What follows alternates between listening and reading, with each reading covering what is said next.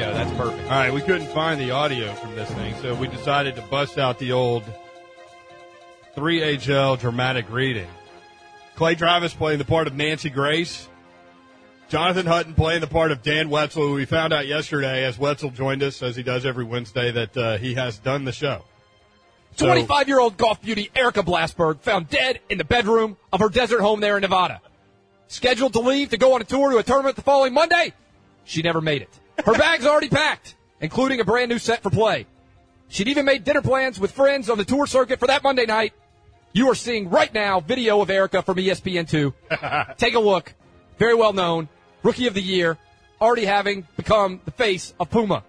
We are taking your calls live, but a couple more questions to Dan Wetzel, Yahoo Sports columnist, joining us out of Detroit. Dan, can you tell me about Erica Blasberg? Who was her coach? Well, she had a number of different swing coaches and had been a star at the University of Arizona for 2 years, an All-American both years, and then she turned pro after her sophomore year. So she didn't finish college. She became a pro after 2 years? Yeah, that's how promising her career was expected to be. And you're telling me that she had several different coaches, right? Yeah, it's not uncommon to have a number of different swing coaches and trainers and things like that in golf. You're seeing photos from the Blasberg family obtained by KTNV. Dan Wetzel, do you know if she had any stalkers? There's been no reports of that, and it certainly wasn't anything that's come out publicly, and police haven't revealed anything like that, and none of her friends have said anything like that. Next question is delivered to Brian Ping, reporter with News Talk 720 KDWN, joining us out of Vegas.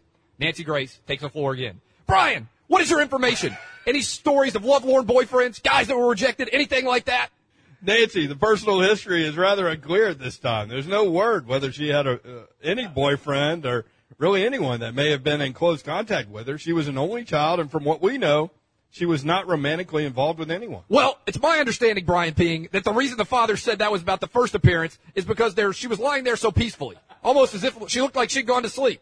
I'm going straight out to Dr. Howard Oliver, former deputy medical examiner, forensic pathologist, joining us now.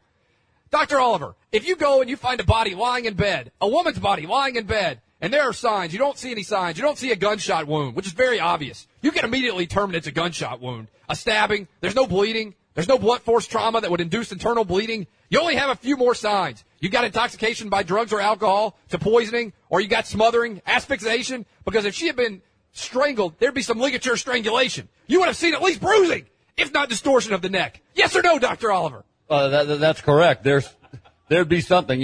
You'd see hemorrhaging, little small. But under those, wouldn't you have to take a very close examination of the eye itself, doctor? Sure you would. And therefore, wouldn't you have to conclude, doctor, that to the naked eye, if she had died by smothering or drugs or alcohol, it would not be visible to the naked eye, doctor? Well, that's pretty much correct, except you might see a few physical hemorrhages, but generally it would, the naked eye, that's correct. Commercial break.